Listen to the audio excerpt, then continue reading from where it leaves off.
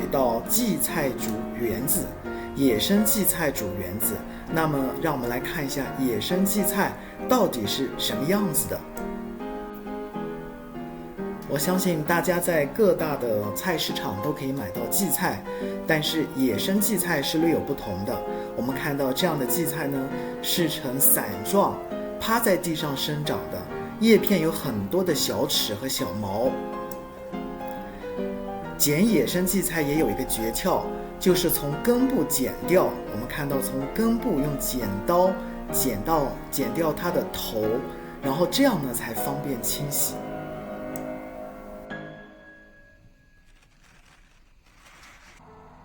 让我们来看一下野生荠菜清洗干净的样子，看着还是比较有食欲的。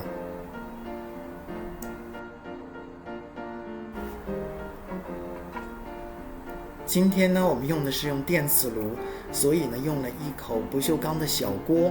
如果大家方便呢，也可以用砂锅来制作。野生荠菜煮圆子的主料呢就是鲜肉，我们这里呢加了盐和一点点的胡椒粉，这里呢再打入一个鲜鸡蛋。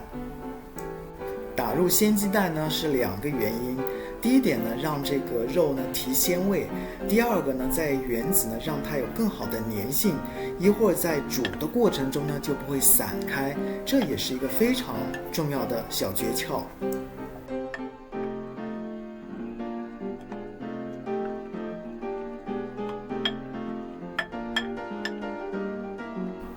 充分的搅拌以后，让鸡蛋更好的和鲜肉融合在一起。现在呢，我们加入的是水豆腐，我们把水豆腐的水沥掉，然后呢加入鲜肉中。我们这里呢有一个小诀窍，也就是这个圆子好吃的一个关键点，就是我们加入的是水豆腐、嫩豆腐，而不是老的豆腐和板豆腐。加入嫩豆腐和水豆腐呢，可以让这个圆子更加的鲜嫩多汁，这呢也是我们的圆子好吃的一个点，不知道你记住了没有？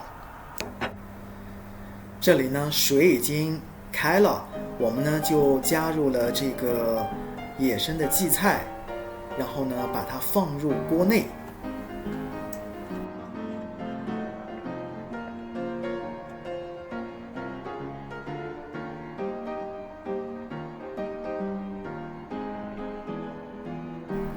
我们可以用勺子往下按一下，这样呢更好的让荠菜呢被热水呢煮到。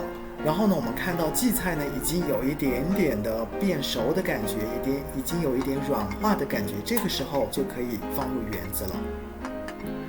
我们呢找一个碗，然后一定要用不锈钢的勺子，这样呢才好去把这个圆子成型。那我们来看一下怎么来成型这个圆子。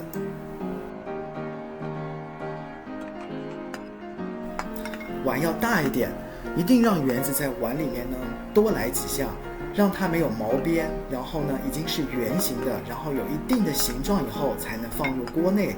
而且现在呢只能用小火，这样的话呢圆子就不会散开了。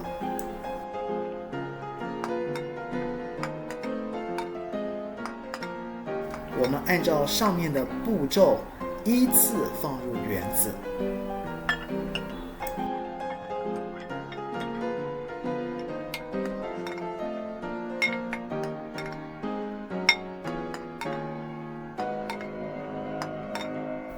好，我们依次按上面的步骤放入圆子，然后现在呢还是小火。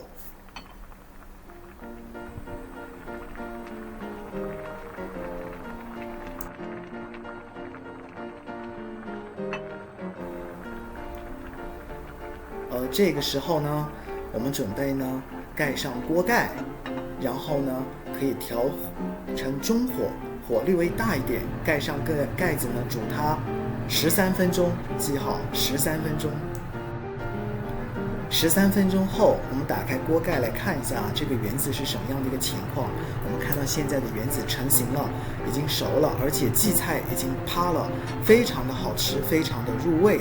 一道美味的野生荠菜煮圆子就已经完成了。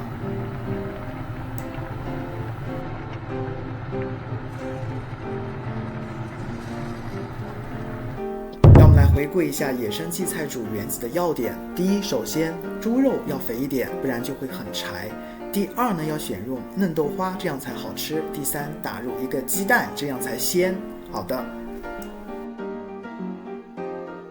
今天我们要做的第二道菜呢是河虾炒韭菜，这也是在我们云南非常喜欢的一道时鲜小炒。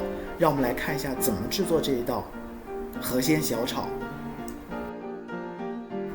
首先要选用非常新鲜的河虾，其次呢，我们把韭菜呢清洗干净以后，现在呢切成段，大概有3公分长的一个段呢备用。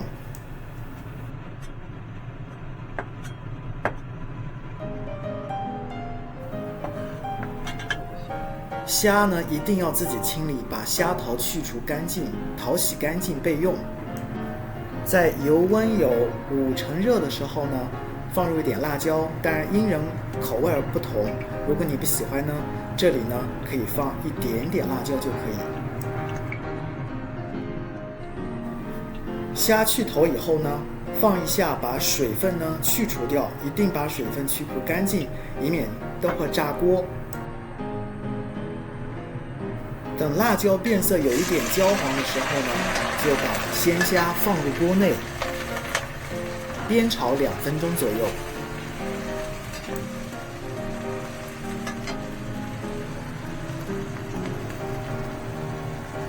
这个时候呢，会放一点点胡椒粉，去除腥味，放一点盐，盐要放2次，这里呢先放第1次盐。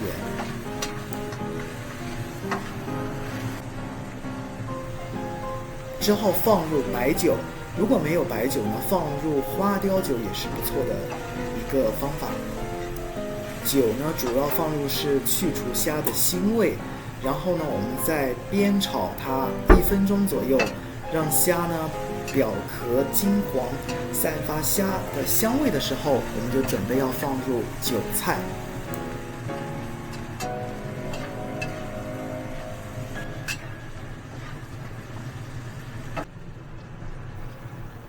这里呢，我们放了一点点的白糖，白糖的作用呢，放入呢，主要是提虾的一点鲜味，这也是非常实用的一个小点呢。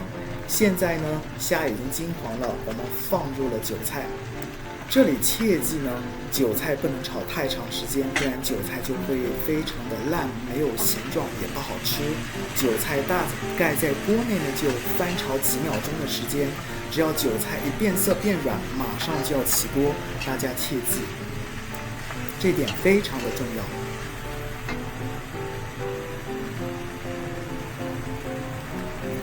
现在呢，我们第2次放盐，这样放入盐味呢，才会更加的有层次，这样的虾炒出来呢，才会更加的好吃。这是一个实用点，大家记住了没有？好的，翻炒2下呢，我们的这个河虾炒韭菜呢就已经 OK 了。现在出锅了，让我们来看一下，非常的鲜嫩多汁，也非常的鲜美。这是一道云南人非常喜欢的时鲜小炒。那不知道你学会了没有？